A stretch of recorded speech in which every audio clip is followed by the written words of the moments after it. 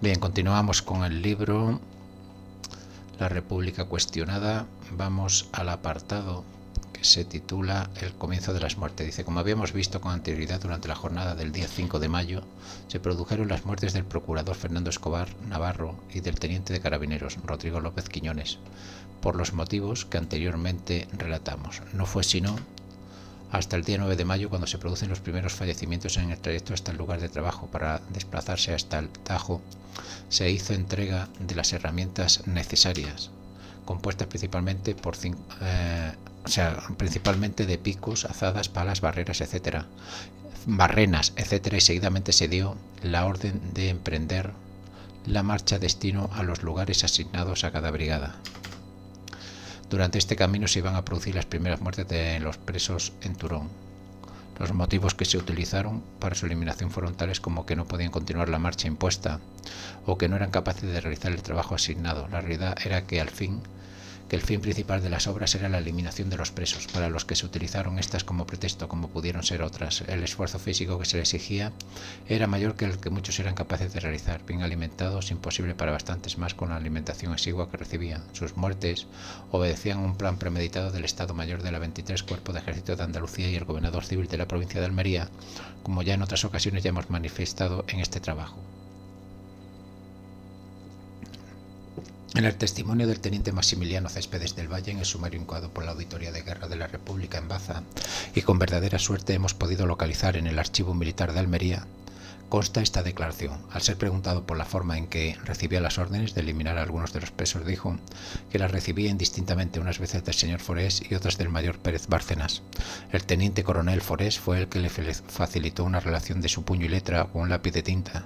No recuerda si roja o azul, con los nombres de 10 o 12 individuos, entre ellos a Cuyo Pata, que son los que había que eliminar, que posteriormente le dio nota de otros elementos, que con motivo de no haber eliminado a Cuyo Pata, el teniente coronel, en una ocasión en que fue a entregarle el parte, le manifestó su extrañeza por no haber llevado a efecto su eliminación, alegando para ello el dicente que, según manifestaciones del sargento Cantero Vaca, dicho individuo era uno de los que trabajaban mejor. En el mismo documento, el jefe del destacamento de Turón pone de manifiesto la forma en que debía comunicar la muerte de algunos de los presos. El jefe del destacamento, utilizando el teléfono de forma periódica, comunicaba con el teniente coronel Forés del Estado Mayor el número de kilómetros realizados de carretera. Este número se correspondía con el de los fallecidos desde la última comunicación. El procedimiento empleado lo expone el capitán Bárcenas cuando dice que al poco tiempo de establecido dicho campo, el teniente jefe del mismo, Maximiliano Céspedes del Valle, recibió una lista de 5 o 6 nombres de los que habían llevado de la cárcel de Almería, los cuales fueron asesinados aquella misma noche, teniendo la consigna para hablar telefónicamente y dar los partes sobre este asunto que recibía el declarante cuando estaba de servicio, de acuerdo con Galán y demás jefes, de que avanzamos tantos kilómetros, que era el número de seres fusilados, según el número de kilómetros que daban el parte, que por este procedimiento el declarante recuerda haber recibido los partes de 62 fusilamientos, los que al día siguiente el jefe de Estado Mayor comunicaba al jefe del cuerpo que habían sido fusilados tantos hombres, según el número de kilómetros de que constaba el parte, por haber intentado los mismos pasarse al enemigo. Como decíamos anteriormente, el primer día de trabajo subieron la mitad de los componentes de las brigadas de trabajo. Entre los componentes de estas se encontraban hombres jóvenes y otros de avanzada edad, y casi todos poco acostumbrados al trabajo duro de la obra. En el primer día en que fueron conducidos al trabajo desde el destacamento a la carretera, el 9 de mayo del 38, en una cuesta pronunciada situada a poco más de 1 kilómetro del pueblo, uno de los presos, Miguel Almansa Cuevas, cayó extenuado a un lado del camino. Entonces el jefe de la brigada de trabajo, sargento José Martín Medina, le apremió para que continuara la marcha. Miguel Almansa se levanta y continúa el camino, pero vuelve a caer a unos 100 metros del anterior lugar. Fue entonces cuando el sargento Martín ordenó que le dispararan. Los soldados, incrédulos ante la orden recibida, dudan en cumplirle y miran al sargento. El mando de la brigada empuña su propia pistola y abre fuego contra Miguel Almansa, produciéndole la muerte. De este asesinato también se acusó a uno de los soldados, José Morón Hernández Chapanico, por denuncia interpuesta por varios antiguos presos del destacamento dirigida al auditor de guerra Uguíjar en Granada. José Morón fue detenido el 31 de octubre del 39 cuando se encontraba preso en Uguíjar y tras seguirse el proceso judicial castrense, fusilado el 5 de agosto del 44. En declaración prestada ante la justicia militar, declaraba Morón que pertenecía a la segunda brigada encargada de prestarle custodia a los presos de Turón, que es cierto que ordenado por el cabo Rafael Hidalgo, entre otros soldados, y él mataron a uno de los presos cuyo nombre no recuerda, a José Morón Hernández. También le acusaba el expreso de Turón, Luis Martínez Núñez. En su manifestación ante el juez militar expuso: el declarante fue cautivo en el campo de Turón, que cuando tenía conocimiento de que algunos guardianes intervenían en asesinatos perpetrados en las personas de orden allí recluidas, tomaba nota de sus nombres para suministrarlos más tarde a las autoridades competentes. Por esta razón puedo afirmar que José Morón Hernández fue autor de la muerte de los detenidos don Gabriel Rodríguez, don Francisco Cuerva, don Miguel Almansa y de la de don Andrés Gómez. Estos hechos los conoce el denunciante por haber sido cautivo y además haberle oído decir al mismo procesado. Continuando con la secuencia de los hechos de ese día, el resto de presos, al contemplar la actuación del sargento, aceleraron la marcha con dirección al lugar de trabajo. No daban crédito a lo que habían visto, al tiempo que el miedo se apoderó de muchos de ellos. A unos 200 metros, otro de los presos, Francisco Cuerva Cano, cayó a tierra. Estaba físicamente agotado, igual que al anterior. Sin previo aviso, los soldados que acompañan a la brigada de trabajo hacen una descarga de fusilería que le deja sin vida.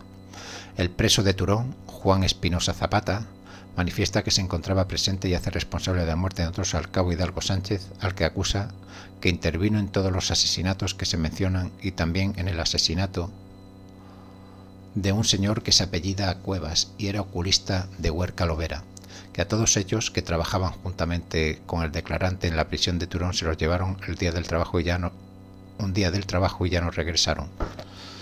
Continúa su declaración haciendo a Hidalgo Sánchez responsable de otras muertes, que el mencionado Rafael Hidalgo Sánchez intervino directa y voluntariamente en todos los asesinatos, que les daba muy mal trato a los detenidos, dándole palos, robándoles lo que tenían y les sacaba a medianoche y les propinaba grandes palizas. A unos pocos pasos del anterior, algunos testigos cifran la distancia en unos 100 metros. Se encontraba en el suelo otro de los presos.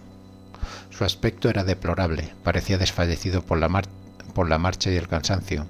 En esta ocasión se trataba de Gabriel Rodríguez Córdoba, que imposibilitado de continuar abandonaba su vida a la suerte de sus guardianes. Los soldados, al apercibirse de su estado físico, como en los casos anteriores, se abrieron fuego contra él, quedando en tierra sin vida. Esta muerte es atribuida por el preso Diego Villegas Martín, al cabo de la Guardia López Correa. Pudo observar cómo intervino en el asesinato de Gabriel Rodríguez Córdoba y de un señor llamado Cuerva. Estos hechos los vio el declarante. El mismo testigo, Diego Villegas Martín, nos relata la escena diciendo que fue testigo presencial de los asesinatos que cometió el citado Rafael Hidalgo en las personas de Gabriel Rodríguez Córdoba, Gabriel Carvajal, Fernando García Espín, que algunos de dichos señores, cuando iban al trabajo un día, se marearon al subir la cuesta y entonces el citado Hidalgo y otros más montaron los fusiles y dispararon contra ellos, matándolos, y quedaron allí los cadáveres, hasta que los animales se los comieron, teniendo que pasar el declarante y los demás todos los días por el lado de ellos. Estos 3 primeros fallecidos en el campo de Turón eran personas de avanzada edad y en algún caso acababan de salir de un hospital donde habían recibido tratamiento por dolencias que padecían. Entre los que habían recibido recientemente el alta del hospital podemos citar a Gabriel Rodríguez Córdoba. A tenor de lo manifiesto en la denuncia por su esposa a la finalización de la guerra civil, podemos saber se encontraba bastante enfermo, habiendo salido unos días antes de llevárselo al citado campo de trabajo del hospital de esta capital, donde se encontraba detenido, según constará en este establecimiento. Estas muertes fueron ordenadas o ejecutadas directamente por el sargento Martín Medina.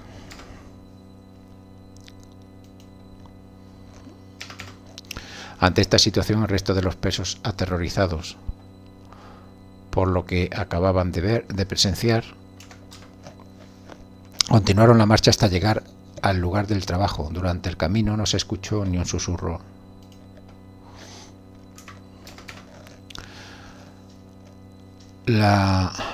ni un susurro procedente de los presos, y sí gritos e improperios dirigidos a ellos por parte de los soldados. Así comenzaba su jornada de trabajo, que terminaría sin más pérdida de vidas. Al regreso, al llegar a la altura de los fallecidos, en la mañana, no pudieron evitar contemplar los cadáveres de sus compañeros, tirados en mitad del camino. Cuando llegaban donde se encontraba alguno de ellos, o sea, de los muertos, la columna tenía que abrirse en sus dos hileras para poder sobrepasarlos sin tropezar con ellos. Este primer día era novedad. Lo di que en el transcurso de los siguientes se hizo habitual. Este primer día era novedad, y en el transcurso de los siguientes se hizo habitual. Al llegar a la iglesia, un sargento pedía en voz alta al equipo de los muertos, lo que informa a los de allí presentes, enfermos e impedidos, de las novedades producidas durante la dura jornada de trabajo en los Tajos. En relación a estas primeras muertes, decía en su comparecencia ante la justicia republicana el teniente coronel Forest Puig que el jefe coronel Ganal recibió el primer parte y decidió nombrar un oficial para abrir información, y una vez recibida se enviaría copia al gobernador, el cual contestó con un oficio que era una excitación a eliminar presos fascistas. La apertura de expediente informativo era la forma sencilla de justificar las muertes, como si se hubiesen producido por intento de fuga. La versión del capitán Bárcenas es bien distinta, por cuyo motivo el jefe del cuerpo de ejército mandaba a un oficial de Estado Mayor a abrir una información sobre lo ocurrido, para de este modo hacer constar que habían sido fusilados por intentar pasarse al enemigo, cuyas informaciones la mayoría de las veces las llevaban ya instruidas desde el Estado Mayor. Todo tenía apariencia de legalidad, pero en realidad se trataba de un plan preconcebido para eliminar a la quinta columna o antiguos afiliados de Falange o el SEU.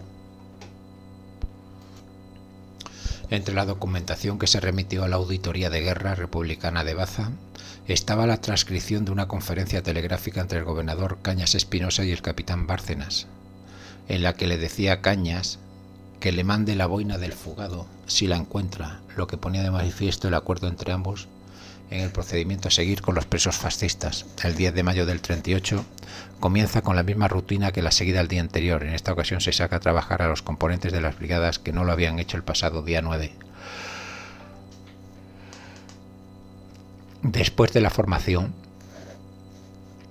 y recibir la escasa ración de alimentos para el día, emprenden el camino al lugar de trabajo. Al pasar por la fuente donde comienza la subida de la cuesta, conocida entre los presos como de la Amargura, algunos piden que se les deje beber. En esta ocasión se les permite. Poco después se encuentran con la empinada cuesta que había provocado la muerte de 3 de sus compañeros el día anterior. Nada más comenzó la subida, a los pocos momentos, Luis Gay Padilla, debido a la marcha forzada que llevaban, se siente agotado.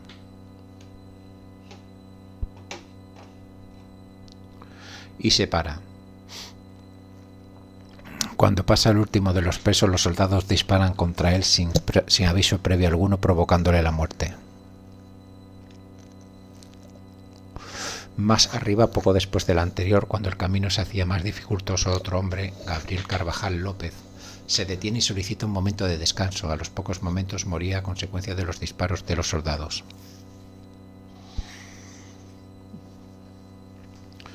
Bien, voy a leer un par de notas que viene aquí. Dice: Luis Pérez Bárcenas, 33 años, en 1939, casado, calderero, natural de Baracaldo, Vizcaya, capitán de milicias, fue destinado al Estado Mayor del Cuartel General del 23, Cuerpo de Ejército, por escrito fechado en Berja el 13 de febrero del 38. Era natural de Baracaldo, Vizcaya, estaba afiliado al PSOE. Es el propio Bárcenas el que hace relación de su vida militar y los motivos que le llevaron a tener relación con el campo de trabajo. Se alistó voluntario al Ejército Rojo el día 23 de julio del 36, en cuyo ejército ejerció los empleos de cabo y sargento en los meses de agosto y septiembre de dicho año, y en octubre fue dado el mando de una sección con el empleo de teniente, cargo que ejerció poco tiempo por haber sido ascendido a capitán, con cuyo empleo, y una vez derrumbado el Frente Norte, se pasó a Francia y de esta nación a Barcelona, siendo destinado al poco tiempo al 23 Cuerpo de Ejército con el grado de capitán, del que era jefe el teniente coronel de Carabineros José María Galán Rodríguez, operado dicho ejército en el frente de Granada, de cuyo cuerpo fue nombrado segundo jefe de Estado Mayor en el mes de mayo del 38, siendo de la confianza del declarante de tal Galán y en colaboración con un tal Eustaquio Cañas Espinosa, natural de Baracaldo, y en aquella fecha desempeñando el cargo de gobernador civil de Almería. y el jefe de Estado Mayor, teniente coronel Forés, que planeó el proyecto de acabar con la quinta columna de dicha capital, para lo cual, de acuerdo con Galán, Forés y el gobernador habilitaron un campo de concentración para llevar a él los presos de dicha columna, que se hallaban detenidos en la cárcel de la capital de Almería, denominada El Ingenio. Pérez Bárcenas fue condenado por los acontecimientos de Turón a muerte el 13 de marzo del 43 y le fue conmutada la pena el 4 de octubre del 43. Pasó a la situación de liberado condicional en noviembre del 48, por lo que estuvo preso 6 años y 262 días. Después dice Luis Gay Padilla, 53 años en el 38, casado con Nieves Rodríguez Ramón, propietario natural y vecino de Almería en la calle Santos Zarate, concejal en el 31 por Acción Nacional, fallecido el 10 de mayo del 38. Se inició el expediente por el jurado de urgencia como consecuencia de su pertenencia a partidos Acción Nacional y Acción Popular, siendo absuelto de los cargos imputados, detenido el 21 de marzo del 38.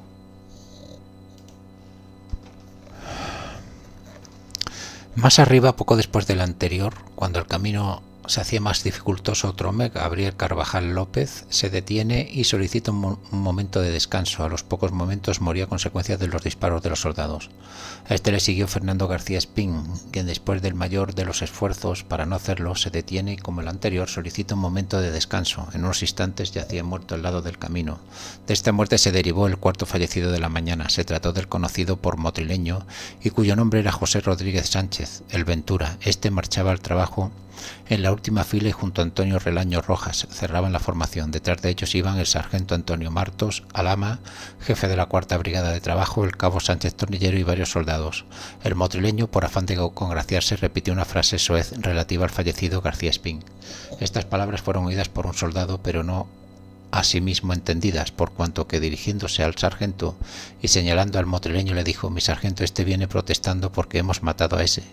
El sargento, dirigiéndose al preso, le preguntó: ¿cómo te llamas? El preguntado trató de justificarse ante el mando militar, sin ser escuchado por este. Seguidamente le dijo el jefe de la brigada: quédate ahí. Dos soldados que quedaron con él, y segundos más tarde se podían oír las detonaciones de los disparos que le mataron.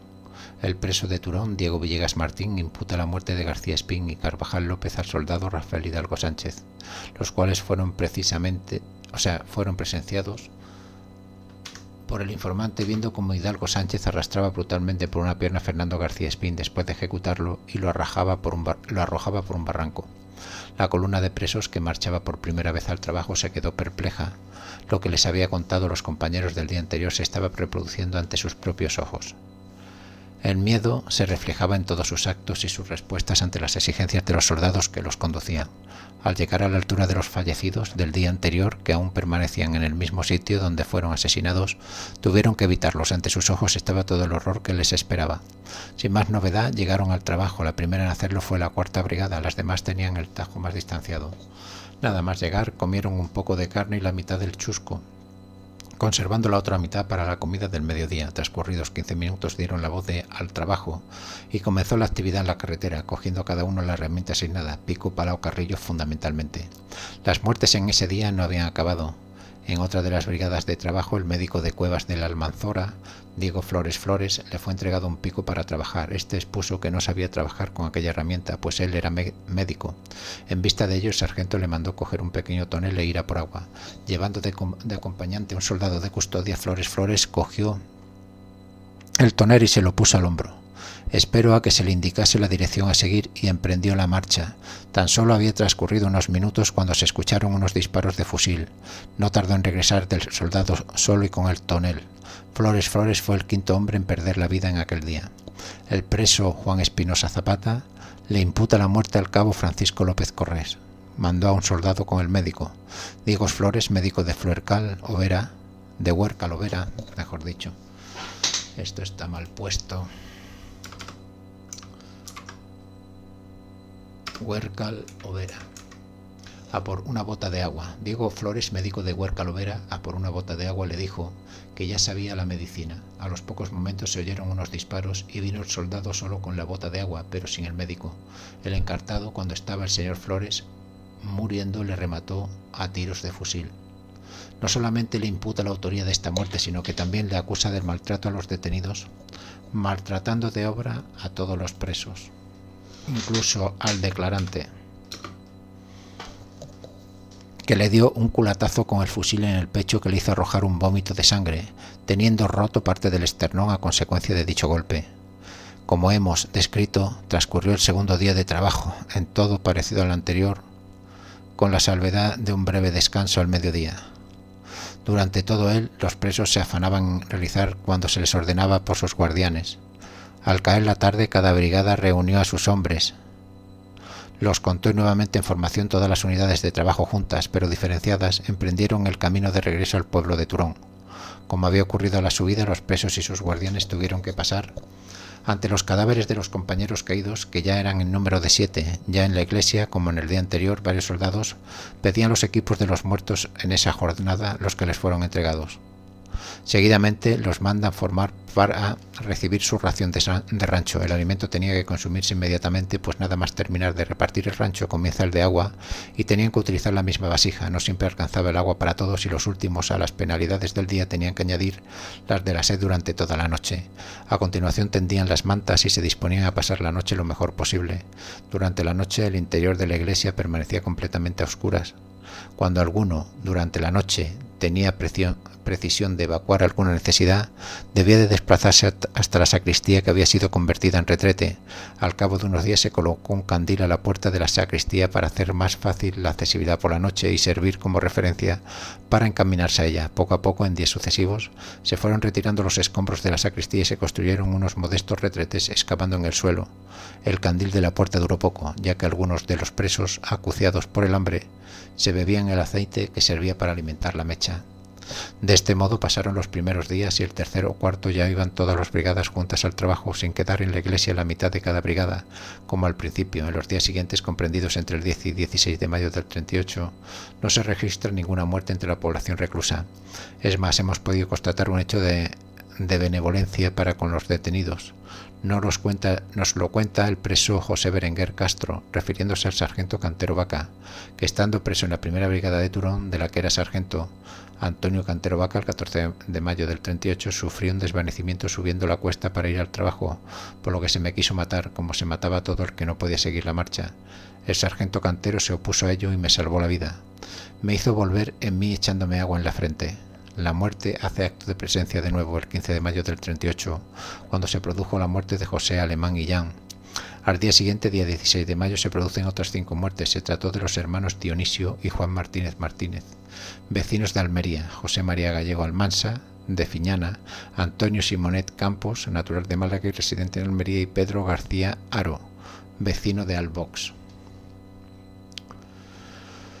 En relación a la muerte de los hermanos Dionisio y Juan Martínez Martínez, el primero fiscal de la audiencia de Almería, el preso José Martínez Alonso, se le imputa al soldado Juan Molina Sáez Novao, habiendo participado este sujeto en varios asesinatos en mi presencia, entre ellos Juan Martínez Martínez y su hermano Dionisio. Se le imputó la muerte de Antonio Simonet Campos, a uno de los soldados llamado Antonio López Maldonado Laya, en compañía de otros guardias, los que el denunciante Emilio Simonet, hermano del preso asesinado, les llama Cabo Almendro, y Antonio, tornillero, este último natural de Berja. Sobre cómo se produjo la muerte de Antonio Simonet es el propio imputado en el hecho de que nos lo narra, que estando destacado con la 85 Brigada Mixta en el pueblo de Turón, prestando el servicio de guardia en la cárcel, un día le mandó el capitán, que mandaba a la tercera compañía, a que sacara a un preso de la cárcel y lo fusilara, ocurriendo este hecho aproximadamente en el mes de mayo del 37. Dicha víctima, de la que solo se sabe que era de Málaga, era conducida por el cabo de su escuadra, llamado Luis Gómez Fernández, que cree que es de Jaén, y al llegar a la carretera de Turón a Murta se lo entregó dicho cabo diciéndole que lo fusilara, lo que ejecutó seguidamente disparándole 2 tiros que cree que no le dio, por lo cual hizo fuego también el cabo que lo mató, aunque con muchas imprecisiones en cuanto a las fechas. Se está relatando cómo era asesinado este detenido. Bien, voy a leer algunas notas, como por ejemplo dice José Berenguer Castro, 37 años en el 39, casado, maestro nacional, natural del medio, domiciliado en Herrería de Sorbas, primera brigada de trabajo. Después dice José Alemán Illán, 34 años en el 35, comercio, vecino de Almería en la calle Méndez Núñez. Había sido alcalde de Almería. Detenido el 3 de diciembre del 37, muerto en el campo de trabajo de Turón, pertenecía a la 39 Brigada de Trabajo. Fue procesado y absuelto por el Tribunal Popular. Juan Manuel Martínez Martínez, 48 años, en el 38, hijo de Juan Manuel y de María, soltero, propietario natural de Bueneja, Granada, y vecino de Almería, en Paseo de Almería. 69. Hermano de la esposa del general Ricardo Rada, Presentación Martínez Martínez, hermano de Dionisio Martínez Martínez, detenido en junio del 37, fue procesado y absuelto por el Tribunal Popular. Algunos documentos se ponen como fecha de la muerte, 17 de mayo. Bueno, estos son otras notas. Continúo. Por ejemplo, la declaración de José Martínez Alonso, página 40, Juan Molina Sáez, Nevao, en sentencia del cual fue condenado a muerte, que le fue conmutada en marzo del 45. Antonio López Maldonado Laya, 24 años, hijo de Francisco, soltero, soldado, al ser llamado a su cuenta en la 85 Brigada Mixta, estuvo destinado a todas las compañías del batallón, haciéndose en el mes de octubre hasta la terminación de la guerra. Al final, la finalización de la contienda, se presentó a las fuerzas rebeldes en Motril los primeros días del mes de abril, siendo detenido y pasado al campo de concentración de Motril, de este al de Beator y luego al de Rota, de donde fue ingresado en la prisión de Granada en noviembre del 39, procesado por su actuación como guardia del campo de trabajo de Turón, condenado a pena de muerte, siendo ejecutado el 6 de marzo del 41. Su verdadero, aquí hay otro, su verdadero nombre era Francisco Sánchez, por lo que existe, bueno, esto es declaración de Antonio Maldonado, vale. Continúo. Bueno, aquí hay una foto, dice: tras la guerra civil se hicieron numerosos monumentos por fallecidos del régimen, como ejemplo este modesto recordatorio del trabajo Sebastián Caballero Ramí, hermanos Oliveros. Un informe de la Guardia Civil redactado en base a las declaraciones del expreso de Turón, Francisco Pérez Vargas, constaba, dice, que Antonio López Manzano Laya intervino en el asesinato del también preso político de derechas don Antonio Simonet Campos, al que le hizo de 14 a 16 disparos, y que este asesinato se cometió en ocasión que la víctima estaba arrancando una piedra muy grande en los trabajos de la carretera, que el susodicho sujeto hizo tantos disparos contra la víctima debido a que se encontraba muy nervioso e indeciso. También fue acusado de haber intervenido en la muerte de Antonio Simonet, el soldado del campo de trabajo Sebastián Caballero Ramírez. De esta posible participación no se hace referencia en la anterior documentación. A los hermanos Martínez Martínez, José María Gallego Almansa y Antonio Simonet Campos, se los dio muerte durante la jornada de trabajo. A Pedro García Haro, cuando regresaba y se encontraba en las cercanías de la Fuente del Chorrillo. La muerte de José María Gallego Almansa le fue imputada por el preso Miguel Almansa Company. El sargento Centero Vaca actuó en la muerte de los... A ver, un momento. Aquí hay algo que no está bien. Bien, perdón, repito esto último. Dice: a los hermanos Martínez Martínez, José María Gallego Almansa y Antonio Simonet Campos se les dieron muerte durante la jornada de trabajo. A Pedro García Haro, cuando regresaba y se encontraba en las cercanías de la Fuente del Chorrillo. La muerte de José María Gallego Almansa le fue imputada al preso Miguel Almansa Company. Al sargento Cantero Vaca actuó en la muerte de los hermanos Oliveros y José María Gallego Almansa.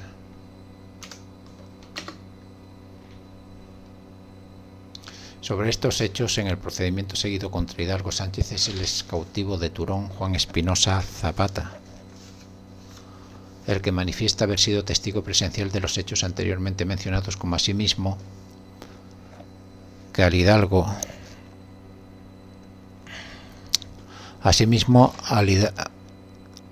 tomar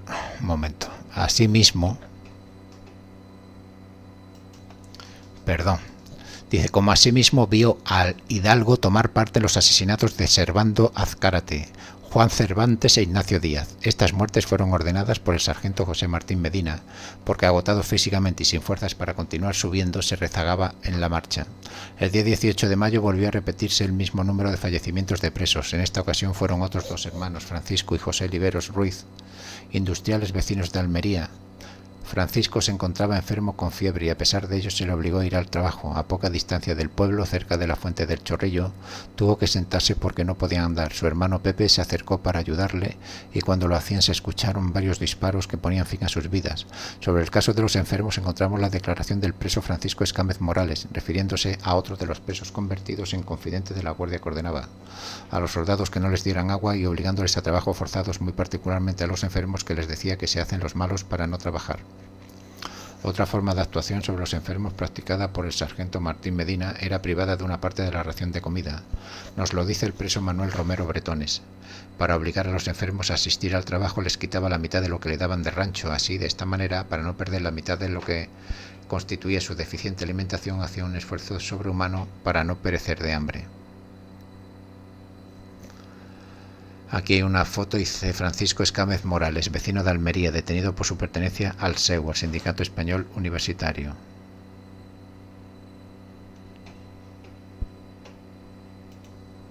La muerte de los hermanos Oliveros le fue imputada por el preso Diego Villegas al soldado Francisco Calleja Manzano, lo que llevó a efecto en unión de otros guardias. También fallecieron en la misma fecha Andrés Restoy Mateos, Jaime Granados García y Joaquín Bañón García. Andrés Restoy Mateos fue encargado de abrir una fosa para enterrar a los hermanos Oliveros. Empezó el trabajo, pero lleno de pánico y creyendo que le matarían apenas terminaría el hoyo, echó a correr. Los centinelas dispararon sobre el fugitivo y le dieron muerte. Fue requerido para que trajese una cuba de agua y cuando se dirigió a cumplir lo ordenado fue tiroteado y muerto. Bien. Perdón porque me he saltado una cosita. Dice, la muerte de Jaime Granados García, el penado Miguel Canet Abad, se le imputa al preso común Pascual García Romero, que el mismo encartado decía que a Jaime de Granados lo había matado él. Sobre esta muerte, el sargento Baldomero Hernández Sola manifestaría que fue él quien ordenó la muerte de su paisano Jaime Granados, para que viesen los sargentos que mandaban las otras brigadas de Turón que el declarante hacía méritos como ellos. El fallecimiento de Joaquín Bañón García se produjo con la intervención del guardia del destacamento Calleja, el recluso Luis Herrero Galdón. Manifestaría haber sido testigo de los hechos. Joaquín Bañón García, este último enterrado también por el Vicente requerido por Calleja. También le atribuye autoría en esta muerte el preso José Antonio Díaz Ruiz Coello.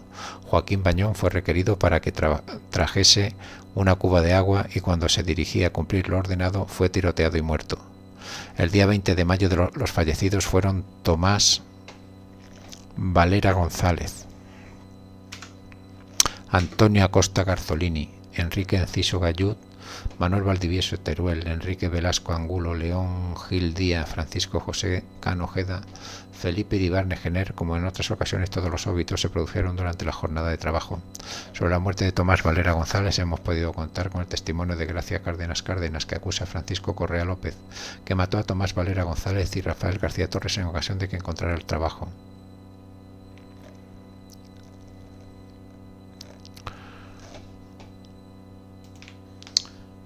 Con ocasión de que se encontraban trabajando con el declarante y vino llevándose a los dos asesinándolos y a los 20 minutos resultó él solo. Y a los 20 minutos resultó él solo, sí, está bien puesto. Esta misma muerte fue imputada por el preso José Luis Rodríguez Cantón al soldado Pedro González Guzmán, manifestando que mató a Tomás Valera por creer que era guardia civil, siendo así que era estudiante. Como podemos apreciar durante la instrucción sumaria realizada por la justicia militar franquista, el rigor en la veracidad de la acusación era poco observado, por lo que era característico común que se perseguía el castigo, no la averiguación de la verdad, lo que hacía que distintos testigos falseasen sus manifestaciones en función de su animosidad contra el acusado o las ganas y posibilidades de revancha que tuvieran. En la posguerra se resolvieron muchos conflictos de todo tipo mediante la denuncia en la autoría de guerra, será en la auditoría de guerra de cada provincia. El asesinato de José Alemán Illán y la de Enrique Velasco Angulo le fue imputada por el cautivo Diego Villegas al guardia de Turón Francisco Calleja Manzano. Enrique Velasco Angulo pierde la vida al ser reconocido por un sargento del campo de trabajo como el hijo del teniente coronel que había sido el jefe del regimiento de Almería.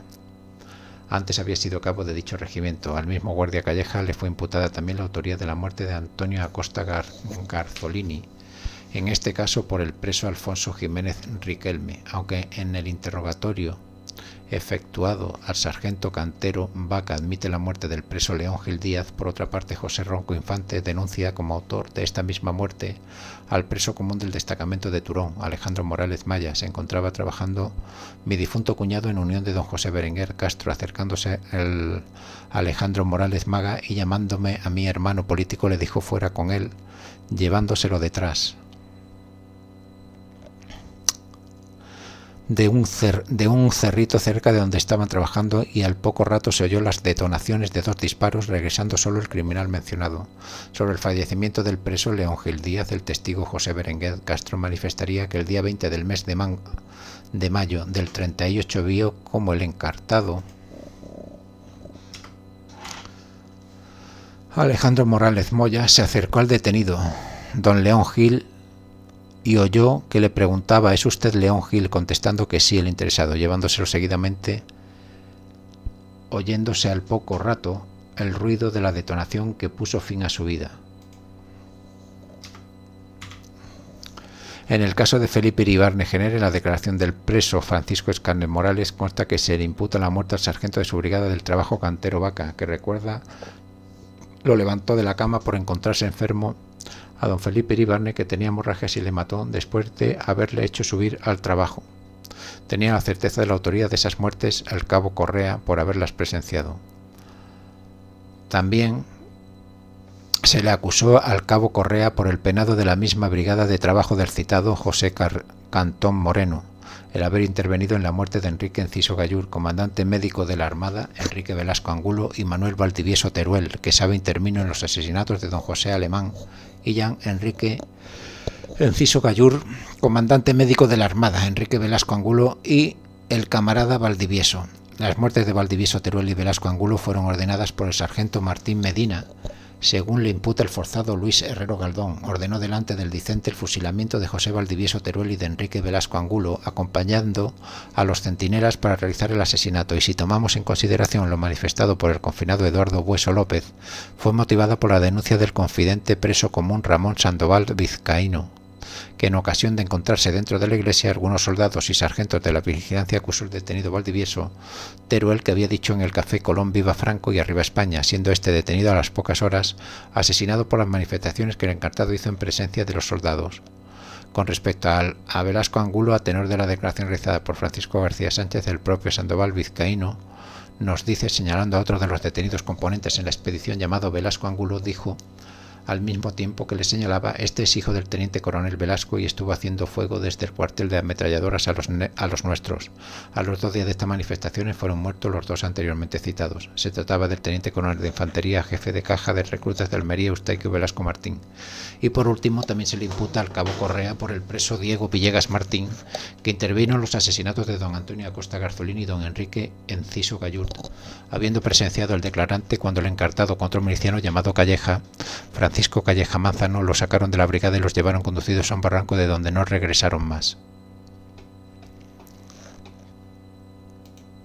En relación al guardia Francisco Calleja Manzano, el arrestado Diego Villegas Martín manifestaría que era uno de los que voluntariamente se prestaba a asesinar por sí solo a los presos que lo ordenaban o que tenían la desgracia de caer en sus manos. Si bien las acusaciones sobre el guardia Calleja Manzano son múltiples, durante toda la documentación que hemos podido estudiar para la realización de este trabajo debemos hacer constar que también consta en escrito presentado por el propio Callejas la utilización de torturas para la consecución de su declaración acusatoria. Así lo hace constar el día 9 de mayo. El día 9 de mayo fui llamado por la Guardia Civil preguntándome si yo había visto algo de lo que había pasado en Turón, y yo le dije que yo no había visto nada, por el motivo que yo no había prestado servicio con los presos, que el servicio que había prestado era de ordenanza de los sargentos. Entonces me dijeron que hiciera una suposición, negándome también porque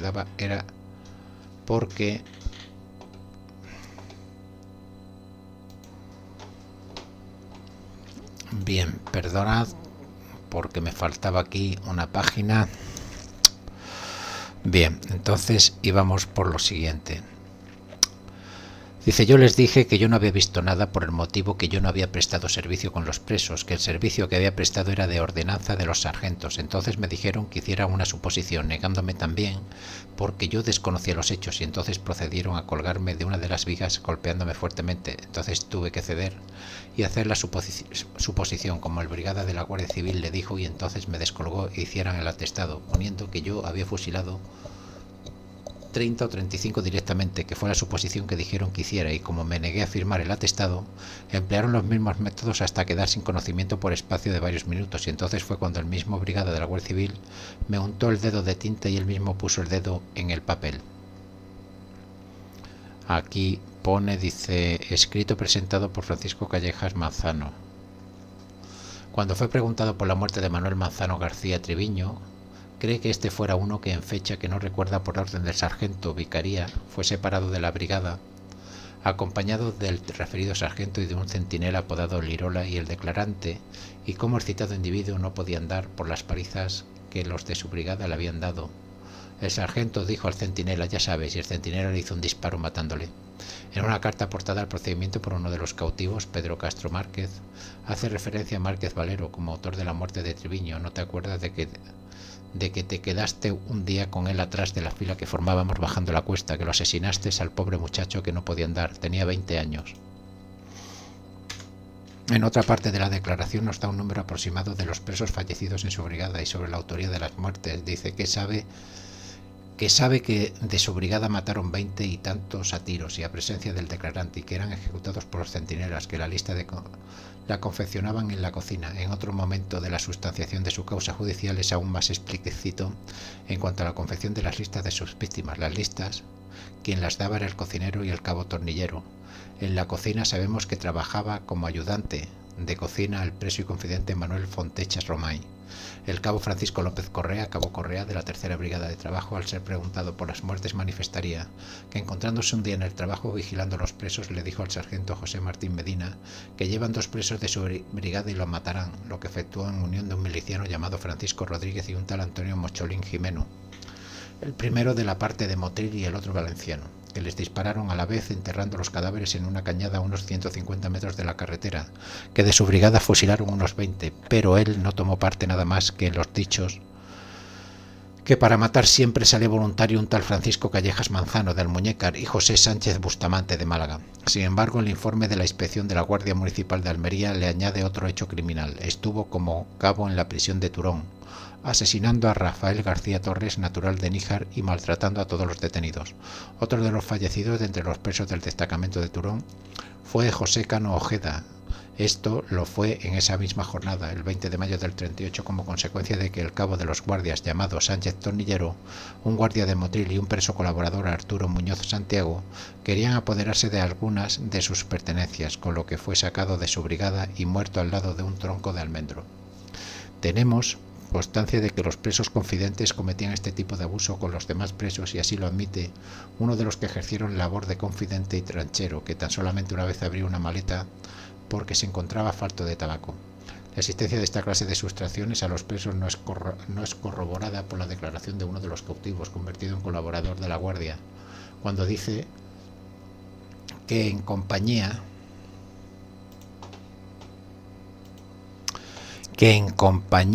de Antonio Ruiz Sánchez, José Reges Conde, un tal Charlot y uno apodado Melchor solían robar a los detenidos.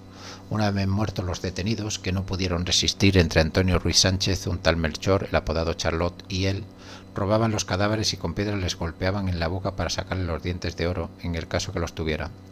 En la denuncia efectuada por Isabel Ojeda García, la viuda de José Cano Ojeda, contra el soldado guardián del campo de trabajo de Turón, Sebastián Caballero Ramírez, expone: en el mes de mayo del 38 este sujeto sacó a mi marido del tajo donde trabajaba y, llevándolo a un sitio apartado, le obligó a que hiciera una fosa. Cuando le pareció, le quitó la herramienta de picar y se la clavó en la espalda, y así lo atravesaron el pecho. Después le dispararon 2 tiros y, como aún no había muerto, en unión de Arturo Muñoz Santiago, le cortaron las piernas, haciendo sufrir una horrorosa muerte. En honor a la verdad, este documento no debe ser tomado al pie de la letra, ya que esta señora no pudo estar presente en el lugar de la muerte de su marido, y los que lo estuvieron sería altamente improbable que se lo comunicasen, ya que en ello les iba la vida.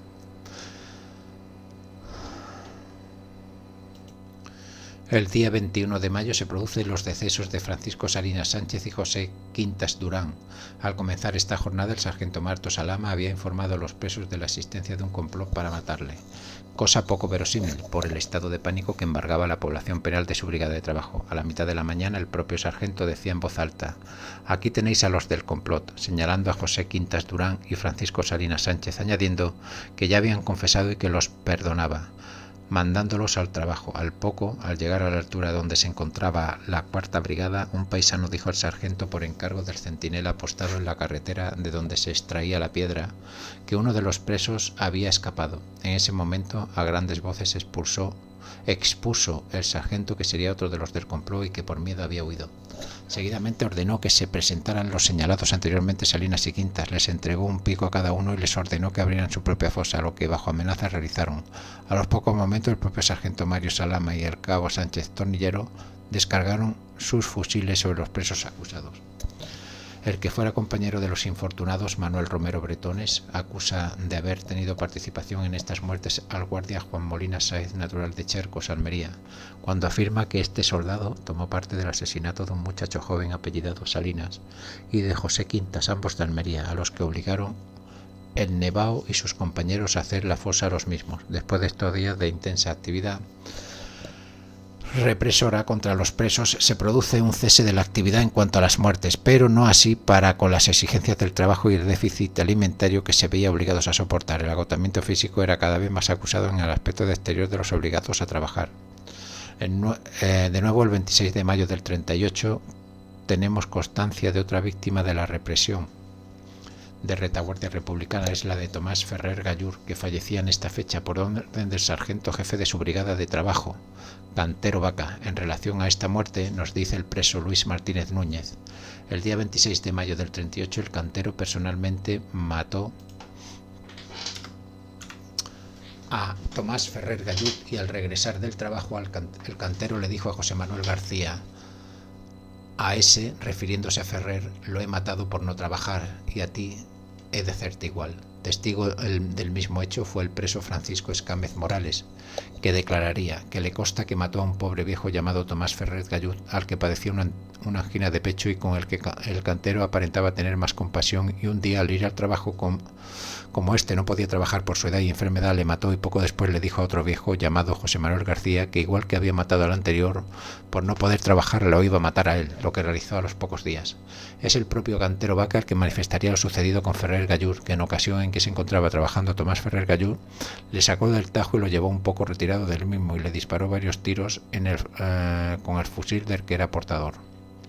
El día 28 de mayo se producen las muertes de José Manuel García García y Rafael García Sánchez. En la documentación consultada, el primero de ellos aparece como Juan Manuel García y era contable de Casa Ferrera, achacándosele la autoría de la muerte a uno de los guardianes, Francisco Rodríguez Folgoso. Entre los testigos de cargo podemos encontrar a Nicolás García Gálvez, Alonso Jiménez Riquelme y Eduardo Contreras Soria, todos miembros de la Comisión Propresos de Turón, que manifestaron que Francisco Rodríguez Folgoso fue el que asesinó a Juan Manuel García, contable de la Casa Ferrera, y además que todos los asesinatos que se hacían en su brigada, si no los hacía personalmente, inducía a los demás para que los hicieran. No paraban en todo el día de pegarles a los detenidos, levantando también a los enfermos para que fueran a trabajar. En declaración realizada por el propio Francisco Rodríguez Folgoso diría que se confiesa autor del asesinato de José Manuel García García, anciano de 60 años, que se encontraba detenido en los primeros momentos, que le hizo 2 disparos de fusil con balas explosivas, dándole el primer tiro en la muñeca derecha y el segundo en la nuca, que una vez muerto obligó a los detenidos Francisco Escámez Morales y Juan Abad Palacios para que hiciesen la fosa y enterrasen al muerto. En otro lugar del procedimiento que le fue incoado a la finalización de la Guerra Civil diría que en efecto lo mató, pero no voluntariamente, y sí por mandato del sargento. El día 29 de mayo del 38 tenemos noticias del fallecimiento de José Pérez Fernández, el Milímetro, miembro del Cuerpo de Seguridad y Asalto antes de la sublevación militar. El hermano del fallecido, Eliseo, acusaría de esta muerte al comisario político del campo de trabajo, Juan Soriano Rodríguez. Entre los muchos asesinatos en que intervino Juan Soriano Rodríguez en el campo de trabajo de Turón, figura un hermano del compareciente llamado José Pérez Fernández, el cual fue muerto a tiros en dicho campo de Turón el día 29 de mayo del 38. En esta ejecución intervino directamente en colaboración de un sargento llamado Martín. El preso Diego Villegas Martín señalaría el posible origen de la muerte del guardia de asalto José Pérez Fernández cuando, refiriéndose al comisario político Juan Soriano, manifestaría ante la justicia castrense franquista que entre los detenidos reconoció el comisario a un guardia de asalto llamado José Pérez Fernández, el milímetro, con quien había tenido resentimientos personales y que tan pronto como lo vio le dijo: ya no venderás más la independencia ni alardearás como fascista. Acto seguido llamó al sargento encargado de la brigada. Un testigo presencial de lo ocurrido fue el forzado Faustino Serafín Membrive Martínez, que manifestaría, dice, que en cierta ocasión, y hallándose trabajando con los compañeros de brigada, entre los que se encontraba José Pérez Fernández, llegó el comisario Juan Soriano con el sargento Martín, diciéndole a dicho detenido que era un fascista y que se había dedicado a hacer propaganda de la CEDA y que había que matarlo. Marchándose, y a los 2 minutos llegó un centinela y le ordenó a José Pérez Fernández que cogiese el pico y la pala y se marchara delante de él a unos 200 metros de donde estaban trabajando, y que entonces le dijeron que hiciese una fosa, y estando haciendo esto intentó escaparse, y al echar a correr empezaron a tirarle tiros hasta que fue herido y cayó al suelo. Entonces el comisario empezó a pegar voces diciendo que no lo matasen, que quería cogerlo vivo, y fue en compañía del sargento Martín Egea y varios más al lugar donde había caído este, y al llegar a dicho lugar se sintieron muchas detonaciones. En relación a este mismo hecho, otra declaración, en esta ocasión del preso Juan Ibáñez Castillo, nos aporta datos del lugar donde caería mortalmente herido el miembro del cuerpo de asalto José Pérez Fernández. El comisario y el sargento Martín dieron órdenes para que llevasen a José Pérez a la Rambla, donde existe una ermita, para que se hiciese la fosa, y al darse cuenta de lo que se proponía, huyó siendo tirado por la vigilancia, cayendo mortalmente herido junto a un olivo.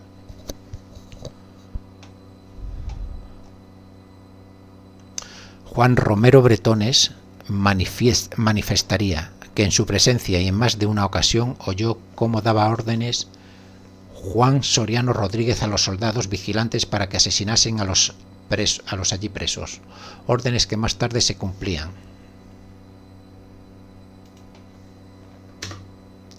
El día 30 de mayo fallecen los cautivos Luciano Verdejo Acuña, vecino de Almería, y José Gutiérrez Sierra, de Cartagena. Ambos encontraron la muerte a manos de sus guardianes cuando trabajaban en la construcción de un pozo negro y el arreglo de una de las calles de Turón.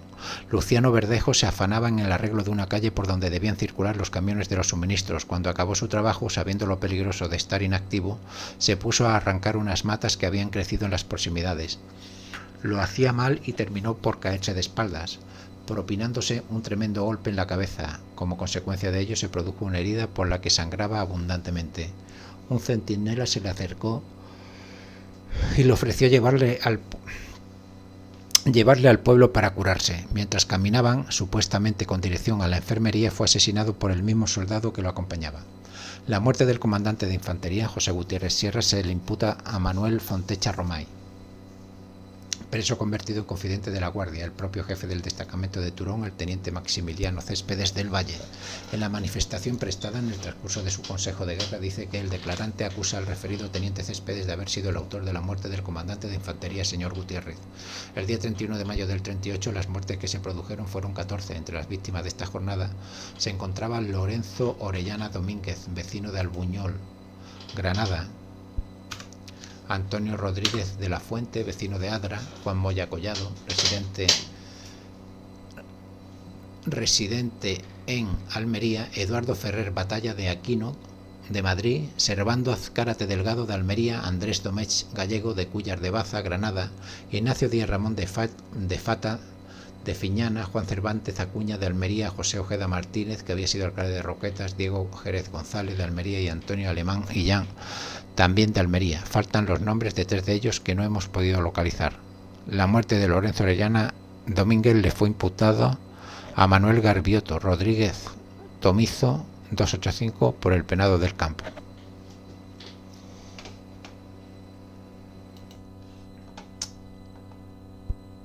La muerte de Lorenzo Orellana Domínguez le fue imputada a Manuel Garbioto Rodríguez Tomizo por el penado del campo de Turón, José Rodríguez Ruiz, quien manifiesta que vio el que declara cómo disparó el procesado cuando fusilaban a varios de los presos que en él había, así como a los otros 2 convecinos, ya que los fusilamientos los hacían delante de todos los presos y cuando estos iban o volvían del trabajo. En ese mismo día 31 de mayo del 38, como hemos relacionado anteriormente, murió el que fuera alcalde de Roquetas, José Ojeda Martínez. El caso de la muerte de esta persona resulta anecdótico ya que fue asesinado por equivocación. Nos lo cuenta Isabel Ojeda García, esposa del que estaba previsto morirse en su lugar. A mi marido lo denunciaron en Turón, diciendo que era guardia civil. Al día siguiente, por coincidir en apellidos con el de mi marido, mataron a José Ojeda Martínez, alcalde de Roquetas de Mar. El caso es que aquella tarde, cuando regresaron del trabajo, el tal Fortech pidió el petate de mi marido porque creía que lo habían matado, y al encontrarse con él le dio una brutal paliza y le escupió en la cara diciéndole: hoy no se te ha matado, pero mañana se te matará. La ocasionada a Diego G. Flores le fue imputada al guardián Francisco Callejas Manzano por el forzado Diego Villegas Martín. Lo mismo hace el preso Luis Herrero Galdón en relación a esta misma muerte. El mismo Francisco Callejas Manzano también le fue atribuida la del vecino de Cúllar de Baza, Granada, Andrés Domech Gallego, por el mismo Diego Villegas Martín y otro de los presos de la tercera brigada de trabajo, José Antonio Ruiz Cuello. También el propio Callejas le fue imputada la defunción de Juan Cervantes Acuña, en este caso por el encarcelado de Turón Alfonso Jiménez Riquelme. El recluso de Turón, Francisco Argente del Castillo, declaraba sobre la actuación del guardia Callejas Manzano. El último día de mayo del 38, el tal Callejas, en unión de otros milicianos, sacaron de su brigada a 3 detenidos y los llevaron al campo para matarlos. Antes le hicieron cavar su propia fosa y antes de terminarla dispararon sobre ellos matándolos. Como la de uno de ellos fuese corta que la longitud de su cuerpo, el Callejas, para no ensanchar la zanja, le cortó las piernas con una herramienta de trabajo. Sobre la autoría de algunas de las muertes producidas el día 31 de mayo, como son los casos de Servando Azcárate Delgado, Juan Cervantes Acuña, Ignacio Díaz Ramón de Fata, el preso de Turón, Diego Villegas Martín, culpa a Rafael Hidalgo Sánchez, el Moro, vio al Hidalgo tomar parte en los asesinatos de Servando Azcárate, Juan Cervantes e Ignacio Díaz. También le imputa actuación en estas muertes el guardián Francisco Callejas Manzano, al igual que lo hace otro de los presos, Luis Herrero Galdón. En la denuncia de Eduardo Bueso López se hace referencia al asesinato de Ignacio Díaz. En esa comparecencia se imputa al preso común Juan Román López el habérselo anunciado en forma de amenaza. En este documento se dice en relación al preso común, casi un niño, cuando se encontraba en el campo de trabajo, lo siguiente: denuncia por haber estado preso común en Turón, habiendo maltratado a todos los detenidos que se encontraban en Turón, que según manifiesta Diego Villegas, que no comparece. El denunciante sabe por haberlo oído decir a muchos que el Juan Román López le pidió lumbre estando en la prisión de Turón a Ignacio Díaz, y porque éste se negó a dársela le dijo: mañana se lo diría en el trabajo, y al otro día fue asesinado. En declaración posterior del mismo Eduardo Bueso se añadía: robando objetos a sus compañeros detenidos, no pudiendo quejarse estos porque se le notificaba a los soldados encargados de la custodia de los detenidos, ya que siendo preso común, el encartado estaba considerado como todos los demás presos comunes, teniendo autorización para pegarles a los presos cuando alguno no podía trabajar, manifestando el tal Román López al declarante que prefería ser hijo de ramera antes de ser fascista. La versión anterior la corrobora Diego Villegas Martín, que el encartado le contó el hecho a un centinela, manifestándole que le había negado el lumbre por ser antifascista y que Ignacio Díaz no se la daba a los antifascistas, y que el centinela le contestó: ya le daremos nosotros lumbre, y fue asesinado aquel mismo día. Estos hechos ocurrieron en los días 30 y 31 de mayo del 38, que se dedicaban a maltratar a los presos políticos, a quitarles lo que podía, denunciar a los centinelas las conversaciones que estos tuvieran. Dice además que en cierta ocasión el encartado pidió dinero a don José María Martín Martínez Romero, natural de María, quien se negó a dárselo, motivo por el cual le quitó en 3 o 4 ocasiones la comida, le dio varios golpes y posteriormente fue asesinado, que no tomó parte directa, que se limitaba a denunciarlos. El testigo Francisco Argente del Castillo Díaz da otra dimensión a las acusaciones de los anteriores sobre Juan Román López, cuando dice que ha sido testigo presencial de que al regreso del trabajo un preso llamado Ignacio Díaz había liado un cigarrillo. Ya casi consumido el cigarrillo, el encartado Juan Ramón López le pidió lumbre, fuera que no quisiera dársela o que ya el cigarrillo era tan pequeño que no podía ser sostenido por la boca. El suelo. Entonces, el encartado dio muestras de gran enfado, amenazándolo de muerte a Ignacio Díaz diciendo que el día siguiente moriría. Otro de los presos, José María Zaragoza Garrido, le atribuye participación en los hechos al cabo Francisco López Correa, que participó en la muerte junto con otros milicianos de don Diego Jesús Servando Azcárate, Ignacio Díaz y Juan Cervantes Acuña. En la misma declaración se hace referencia a la forma en que se producían con los presos, siendo de los que maltrataban brutalmente a los detenidos en Turón y formando parte de piquetes de fusilamiento. En su propio descargo manifiesta que estuvo destinado en el destacamento de Turón, pero niega los hechos que se le imputan, si bien admite que existieron. En mayo del 38 pasó el destacamento de presos de Turón, estando unos 40 días aproximadamente, que durante su permanencia en el campamento como cabo de los presos y en su presencia fueron asesinados 2 individuos que se encontraban presos en dicho destacamento. El primero que vio asesinar fue cuando iban por el trabajo y el sargento Martínez, sacando una pistola, disparó contra él, y el segundo, que tampoco recuerda cómo se llamaba, ordenó al sargento Trujillo, José Trujillo Mesa, que lo mataran. Tomando parte en dicho asesinato Tomás Gavioto, Sebastián Lacheras de Abuñol, Francisco Torres Olmedo de la provincia de Sevilla, uno de Pitres, Granada, conocido por el Gordo, y Antonio López de la provincia de Sevilla, pero que él no ha tomado parte en ninguno de los asesinatos, así como tampoco maltrató a los detenidos.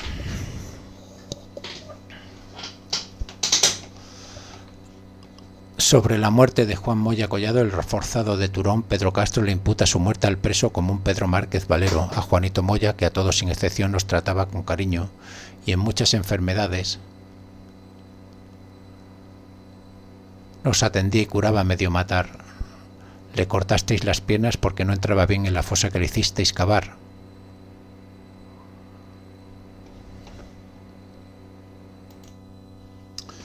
Pedro Márquez Valero, en su descargo, nos cuenta que cuando ocurrió el caso de la muerte de Juan Moya Collado, lo presenció Diego Villegas Martínez, de Almería, quien puede aclarar que yo no intervine en nada.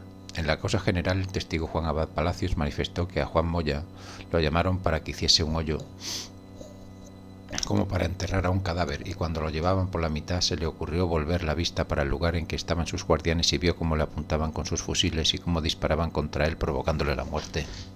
Pedro Márquez Valero también ejercía un trato de favor entre los presos, al tiempo que se aprovechaba de ellos económicamente, de lo que es acusado en su procesamiento.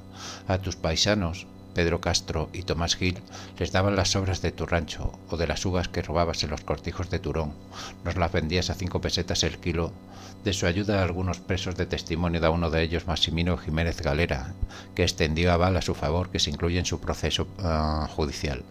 Sobre la venta de alimentos a los presos fue acusado por el detenido Antonio Salvador Idáñez, el preso común Pascual García Romero, que los explotaba, haciendo que algunos presos de los comunes vendieran a los presos políticos uvas y almendras a las que éste cogía en los viñedos que se iban destruyendo al ir haciendo la carretera, al precio de 5 pesetas las 2 libras de uvas. Testimonios en contra de Pedro Márquez Valero los podemos encontrar en las manifestaciones de los presos José Antonio Díaz, Ruiz Coello, que Pedro Márquez Valero ha sido uno de los más feroces asesinos de Turón. Ginés Jiménez Navarro, añadía, se distinguía por sus malos tratos hasta el extremo de romper la mano izquierda del declarante, y el que le sentenció a muerte, que no se ejecutó por haber fijado su ejecución para el sábado por la tarde, y el jueves de esa misma semana los trasladaron a Albatera. También podemos contar con la aportación de Ginés Márquez Soler, que nos dice: Pedro Márquez Valero estaba preso con el Vicente en el ingenio de Almería, y desde allí se los llevaron al campo de trabajos de Turón, en cuyo sitio daba un trato inhumano a muchos de los señores allí recluidos, dándoles grandes palizas, y hasta se decía había intervenido en la muerte de uno de los reclusos llamado Manuel Manzano García Triviño. La imputación de Pedro Márquez Valero se ve comprobada en la versión de otros de los presos que prestaron servicio a la Guardia como confidentes. Se trata de Manuel Fontecha Romay, que declararía que un soldado apellidado Lirola le dio el fusil a Pedro Márquez Valero para que asesinara a Manuel Manzano. También hubo informes positivos para con Márquez Valero, como pudo ser el caso del realizado por el preso Maximino Jiménez Galera, que dejó reflejado en su declaración al respecto. Pedro Márquez Valero, de Cuevas y capataz de los trabajos que allí realizábamos, se portó extremadamente bien conmigo, salvándome en muchas ocasiones, casi todas, de las durezas del trabajo que allí nos daban, y lo mismo a otros, portándose en todas las ocasiones bien con los presos y facilitándome comida y de todo lo que me era necesario. En lo que a mí afecta, la protección que me dispensó, gracias a dicho Pedro Márquez Valero, salvé la vida. Otra aportación a favor de la conducta de Pedro Márquez Valero nos la da Tomás Gil Alarcón. Al declarante le consta que tanto al que habla como a otros señores les ha salvado la vida evitando con su influencia que fueran asesinados.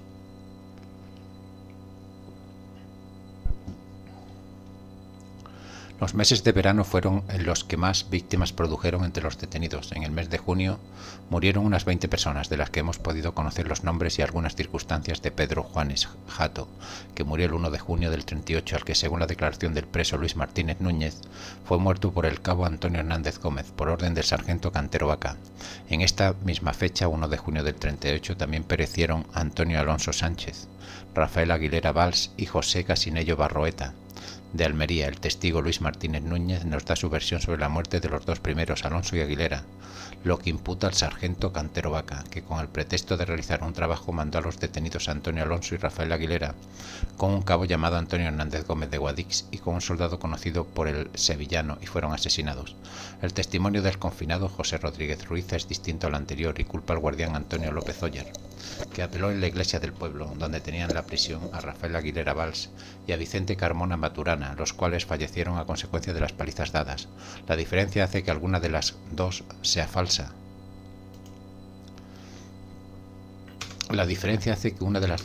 Pero cierta la muerte de ambos. También le fue imputada al sargento Cantero Vaca la muerte del capitán retirado de infantería José Casinello Barroeta el día 1.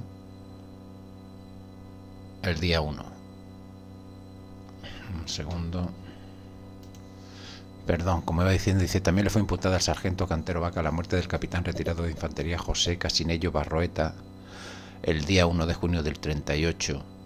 Mandó matar con el cabo Antonio Hernández Gómez de Guadix al capitán de infantería don José Casinello. Según el testimonio del propio Cantero Vaca, que mató personalmente a Rafael Aguilera Valls, León Gil Díaz y Antonio Alonso Sánchez. Otros fallecidos fueron Juan Márquez Fernández, vecino de Tabernas, que murió el día 2 de junio sobre las 14 horas, cuando se encontraba limpiando una cuneta y se separó del grupo unos 100 metros, lo que provocó que los guardias hicieran fuego contra él. Esta muerte se le imputa por el preso Diego Villegas, el guardia Francisco Callejas Manzano. Luis Almerón Sevilla, residente en Berja, pereció también el día 2 de junio. Parece ser que como consecuencia de encontrarse descalzo y haber cogido unas alpargatas que no eran de su propiedad, sino que pertenecían a José Arance Gea. Fue fusilado a la vista de todos al ser descubierto por un centinela. Este hecho nos hace destacar que al mes de estar en el destacamento de trabajo de Turón, la mayor parte de los presos andaban descalzos, lo que hizo que algunos aprovechasen las prendas de los que no las podían utilizar. Fue el sargento jefe de la brigada de trabajo el que ordenó su muerte para que sirviera de ejemplo a los demás reclusos. Sobre autoría y forma de muerte de Luis Almerón Sevilla podemos consultar los testimonios de los cautivos de Turón Nicolás García Gálvez, Alfonso Jiménez Riquelme y Eduardo Contreras Soria, que imputaron su autoría al cabo de la Guardia Rafael Hidalgo Sánchez, que saben que Hidalgo fue uno de los asesinos de Luis Salmerón Sevilla, haciéndole más de 15 disparos cuando regresaban del trabajo, que fue parada la brigada y el sargento mandó saliera fuera del camino, que además daba malos tratos de palabra y obra, amenazando con el cerrojo del fusil, diciéndole que no había necesidad de gastar 35 céntimos en una bala. Nicolás García Gálvez incide en la acusación poniendo la muerte en relación con un reloj de oro que vendió al guardia Hidalgo Sánchez, y dice que tuvo que vender el reloj de pulsera a uno de los guardianes, Rafael Hidalgo Sánchez, pero que se lo vendió por temor a que lo mataran, pues se habían dado varios casos de asesinar a detenidos para quitarle el reloj. Este mismo procedimiento de apropiación de objetos de valor pertenecientes a los presos también se le imputa a otro preso común, Pascual García Romero, del que el cautivo Manuel Romero Bretones dice: García Romero se dedicaba de manera activa a robar a los que allí nos encontrábamos cuantos objetos de valor llevábamos, y cuando alguno se resistía a ello lo amenazaba con matarlo, viéndose obligado a entregarlo lo que llevaba para conservar su vida. José Jurado Ferrer manifiesta en relación a Hidalgo Sánchez que intervino en varias muertes, presenciando el dicente la de José Salmerón Sevilla, maltratando de palabra y obra con bastante saña y crueldad a los que allí se hallaban detenidos, entre ellos el que declara. También se añade que Hidalgo estuvo en el destacamento de Turón durante unos 40 días, abandonando ese destino por haber ascendido a sargento, y como veremos con posterioridad volvería con la comisión encargada de depurar la conducta de la guarnición militar encargada de la custodia de los presos, en esta ocasión como práctico del terreno y conocedor de la ubicación de los cadáveres enterrados. Otro de los testigos de la acusación, el preso Juan Espinosa Zapata, nos relata la escena y dice que tomó parte en el asesinato de guardias, conocido... Un momento, porque no sé si esto está bien. Bien, perdón, había una equivocación, había saltado aquí una página. Vamos a ver, dice: otro de los testigos de la acusación, el preso Juan Espinosa Zapata, nos relata la escena y dice que tomó parte en el asesinato de Luis Salmerón Sevilla, siendo el primero que disparó contra dicho señor. Los otros fallecidos en el mes de junio, por orden cronológico, fueron 4 de junio del 38, Felipe Aculló Payán, que cayó a manos de sus guardianes en la fecha indicada, muerte producida personalmente por el sargento Cantero Vaca, al ser desobedecido por el soldado al que había dado la orden que lo matase, que el día 4 de junio del 38 mandó matar a Felipe Acullá Papá, habiéndole dado la orden a un soldado, y como éste por miedo no lo hizo, fue personalmente el cantero para matarle, lo que llevó a efecto. El preso Luis Herrero Goldón también le acusa de haber sido autor de esta muerte. Es el propio Cantero Vaca el que declararía que también ordenó matar a Felipe Acupo Papá, pero al negarse el soldado a quien dio dicha orden lo efectuó al declarante personalmente, es decir, a su presencia, pues el que lo hizo fue un soldado llamado Alejandro Morales Maya, que es de Cúllar de Baza. Sobre la veracidad de estas declaraciones, en las que se autoinculpaba el sargento Cantero Vaca, se cierne la duda de la aplicación de la tortura para obtener la autoacusación, ya que hemos podido localizar un documento emitido por Miguel Montero Péramo, médico de la prisión de Huéscar, Granada, que atendió al sargento Cantero Vaca y que pronuncia los siguientes términos: que ordenado por el jefe de prisión atendió al recluso Antonio Cantero Vaca. Le apreció múltiples contusiones, especialmente en los miembros inferiores, la primera vez en la región dorsolumbar,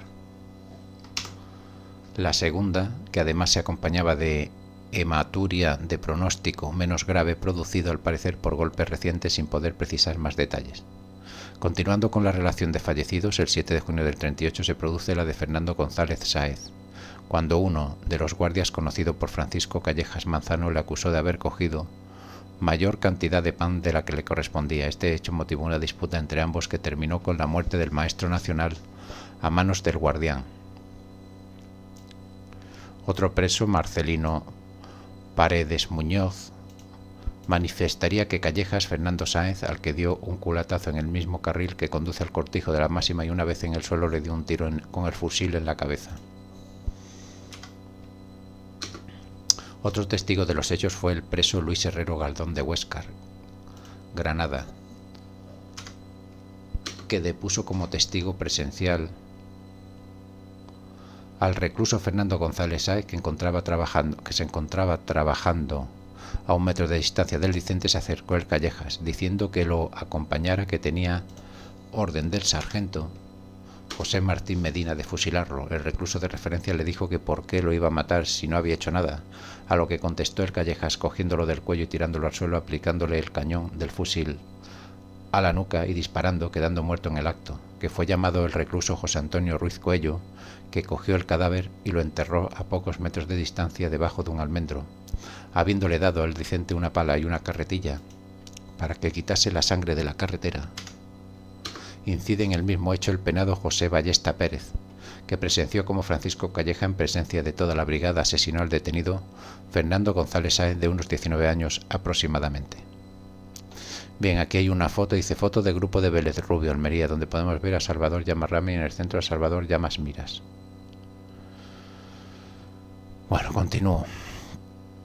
El sargento Martín informaría del hecho de la siguiente forma: encontrándose realizando los trabajos de la pista Murtas a Turón, el soldado Francisco Callejas Manzano le ordené se desplazase con uno de los reclusos de la brigada de mi mando, para que fuese a la fuente más próxima para traer agua y darle de beber a todo el personal que componía la brigada, saliendo acompañado a este recluso Fernando González Sáenz, el que a unos 10 metros aproximadamente se lanzó cogiendo el fusil que estaba en manos del referido soldado, y estos, forcejeando a ambos, el soldado logró apoderarse del mismo, disparando contra el referido recluso, causándole heridas graves que le causaron la muerte pocos momentos después. Turón, 8 de junio del 38. El día 9 de junio del mismo año eran asesinados los presos Antonio Ruiz Palacios, vecino de Alavia, Santiago Caro Arredondo, de Vélez Rubio y José María Martínez Romero. Manuel Romero Bretones le imputa haber intervenido en la muerte de los dos presos citados primeramente a uno de los guardianes llamado Juan Molina Sánchez, natural de Chercos, Almería, y exponía ante el Tribunal Militar. Decía, personalmente tomó parte en fusilamientos presenciados por el declarante, recordando uno de los asesinatos, Juan Antonio Ruiz Palanzón, natural de Alavia, Santiago Caro Arredondo de Vélez Rubio, a los que mataron juntos. Si la actuación directa fue de los guardias, la orden partió del sargento Cantero Vaca, tenor de lo declarado por el preso Salvador Llamas Rame o Miras, que Cantero Vaca mandó al grupo que asesinó a don Santiago Caro Arredondo de Vélez Rubio, Juan Moga Collado de Almería, y al agente de policía señor Orellana Domingo de Albuñol, a José Salinas de Almería. Caro Arredondo sacaba carretillas cargadas de tierra con un peso excesivo, por lo que se atrevió a indicar a los paleros que cargaran menos cantidad y así facilitar su transporte. Mientras hacía esta petición a los encargados de llenar de tierra las carretillas, se acercaba un soldado que le propugnó un colatazo con el fusil. El sargento vio la escena y preguntó lo ocurrido, y aunque el detenido trató de explicarse, se ordenó su fusilamiento y así se efectuó. Sobre el primero de los asesinatos efectuado el 9 de junio del 38, el de Antonio Ruiz Palazón, aporta su testimonio uno de los presos, Diego Villegas Martín, afirmando que, constándole que el procesado José Cirera Pérez denunció al detenido Antonio Ruiz Palazón como fascista, siendo asesinado este señor 2 días después, también manifiesta que este procesado, José Cirera Pérez, sometía a los presos a muy malos tratos.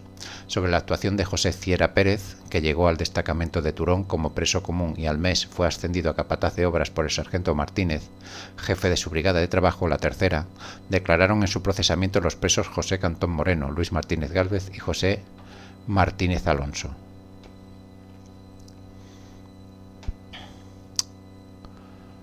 Bien, aquí hay como un manuscrito, dice reverso del parte de los fallecidos realizado y firmado por el sargento José Martín Medina. Dice, el primero manifestó como testigo de cargo en el procesamiento de Cirera Pérez. El procesado sometió tanto al testigo como a muchos de otros presos a continuos apaleamientos que el mismo procesado, Cirera Pérez, dijo que debían ser asesinados el declarante y 2 señores más y otro preso que según él era falangista, siendo asesinados estos 3 señores a los pocos días de la denuncia. El otro testigo de cargo, Luis Martínez Gálvez, declaraba en el acto de la vista del procedimiento o consejo de guerra al que fue sometido Cirera, que encontrándose preso en el referido campo de trabajo, Antonio Ruiz Palazón le dijo que si escapaba con vida hiciera saber a su familia que el culpable de su próxima muerte era José Cirera Pérez, por haberlo denunciado como fascista.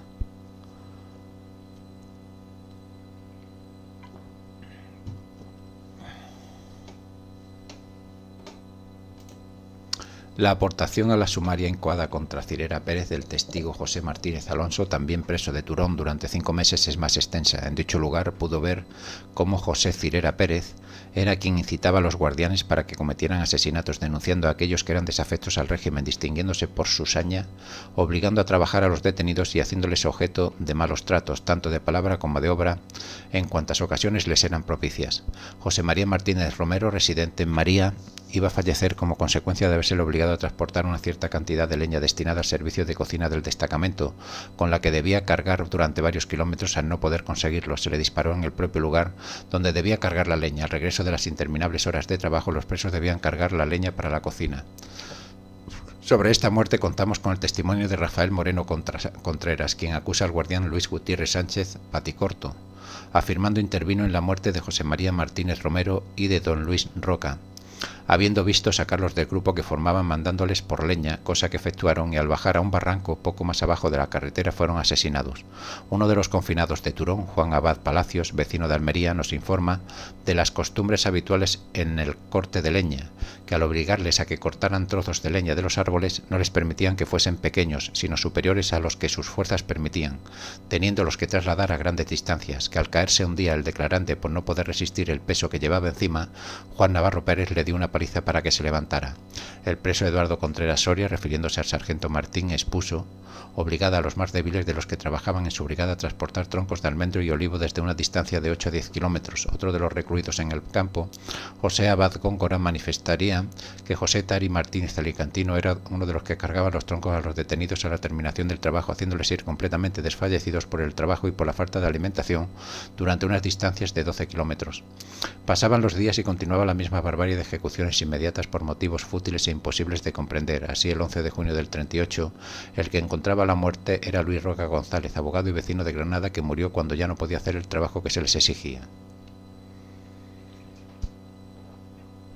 El 13 de junio del 38 caía en manos de sus guardianes Manuel Manzano García Triviño, Federico Castillo Romera y José Ballesteros Martínez. La secuencia de la muerte de Manuel Manzano García Triviño nos la ofrece otro de los detenidos en Turón, Alfredo Romero Cortés, al manifestar que un preso común que colaboraba con la guardia le dijo, yendo hacia el lugar de trabajo totalmente agotado, por ir con los pies sangrando, que se quedara atrás sabiéndose que esta determinación era equivalente a una muerte segura, pues todos aquellos que recibieron tal orden fueron asesinados por los guardianes que venían detrás de los detenidos. La documentación consultada atribuye la autoría de esta muerte al preso común Pedro Márquez Valero, en esta ocasión con la colaboración de uno de los guardias, llamado Lirola, que le cedió su fusil a Márquez Valero para que diese muerte a Manuel Manzano García Triviño, el que fue sacado del grupo donde se encontraba trabajando, dándole muerte al lado del camino. Federico Castillo Romera, vecino de Baza, murió el día 13 de junio. Esta muerte fue ordenada por el sargento José Martín Medina, a tenor de lo declarado por el preso Salvador Llamas Rame. José Martín Medina intervino en el asesinato de Federico Castillo Romera, de Baza. También podemos saber a quién se le imputó la ejecución material del asesinato en la declaración del hermano del fallecido, Manuel Castillo Romera, siendo el autor de la muerte Baldomero Hernández Sola. Escuchemos ahora las manifestaciones del sargento. Dice que Federico Castillo Romera se encontraba en la brigada que él custodiaba y por orden del teniente jefe del destacamento dio la orden para la ejecución de tal individuo, por ser recibida esta orden del Estado Mayor del 23 Cuerpo. Del 23 Cuerpo de Ejército, y este, al mando de su pelotón, cumplió las órdenes dadas por sus superiores. De forma contradictoria, también obra entre la documentación consultada el testimonio del sargento Baldomero Hernández Sola, quien declara haber ordenado su muerte, que el declarante ordenó el soldado que estaba a su mando, Faustino Martín Calvo, que es de la provincia de Almería, el asesinato del paisano del declarante don Federico Castillo Romera, para que viesen los sargentos que mandaban las otras brigadas de Turón que el declarante hacía méritos como ellos. Entre los presos almerienses en el destacamento de trabajo de Turón se encontraba también José Ballesteros Martínez, muerto el 13 de junio del 38, y su padre llamado Bruno Ballesteros Aliaga, ambos de Almería. Al primero de ellos se le sacó a las afueras del pueblo y se le mató a tiros por sus guardianes, lo que produjo una honda impresión a su padre, quien después de la muerte de su hijo y el exceso de trabajo fallecería en el hospital de Berja el 15 de agosto del 38 como consecuencia de una colitis aguda. Otras versiones, si bien poco fiables por el extremismo de sus autores, señalan como motivo de la muerte la de haber sido apaleado por los guardianes del destacamento de trabajo.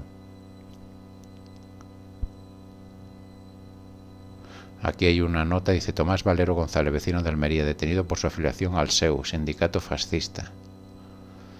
Entiendo que esto es una foto de cuando, no sé, la única foto que tendrían, no creo que... porque aquí se ven dos críos. Bueno, como iba diciendo, corría el 17 de junio del 38 cuando era asesinado Ángel León Rojas, vecino de Villacarrillo, Jaén. Su muerte se producía a manos de sus guardianes en el interior de la iglesia que servía de prisión. La causa de su defunción fueron los constantes y brutales apaleamientos que sufría por parte de los guardianes del destacamento. También en el mes de junio, concretamente el día 25 de junio, lo fue Mariano Ramírez Cortés, vecino de Huécija, Almería. Su fallecimiento se produjo como consecuencia de apaleamientos constantes por parte de los guardianes del destacamento, agravados por una enfermedad pulmonar crónica que determinaron su fallecimiento. A partir de estos momentos se van a espaciar las muertes como consecuencia de la sustitución de la primera guardia de Turón, motivada por la intervención del juzgado del Tribunal Militar de Baza, el 21 de junio del 38.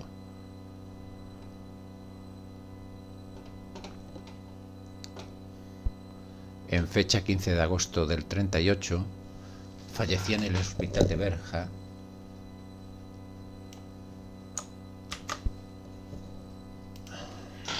Perdona un momento.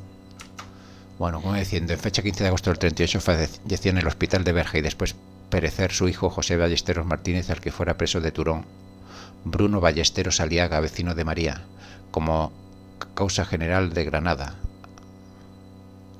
Perdón.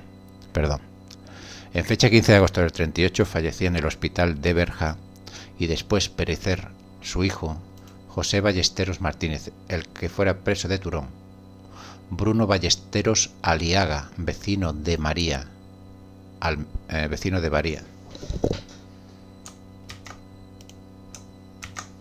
Como anunciábamos anteriormente, la muerte de su hijo y el exceso de trabajo determinó su fallecimiento con causa principal de óbito, una colitis aguda.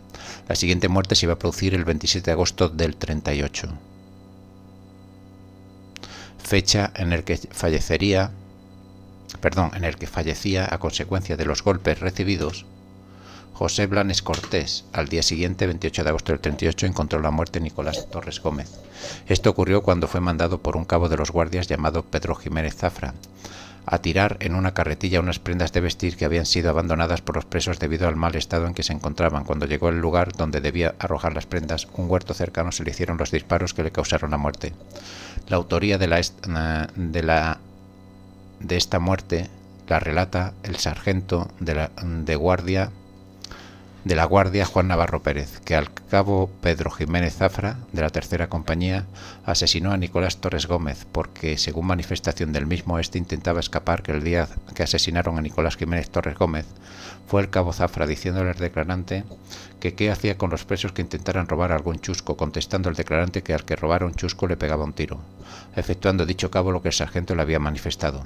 Podemos contar con el relato del padre de Nicolás Torres Gómez, que denunciaría al cabo Pedro Jiménez Zafra ante la justicia militar franquista y a través de los testimonios de los presos de Turón liberados tras la finalización de la guerra.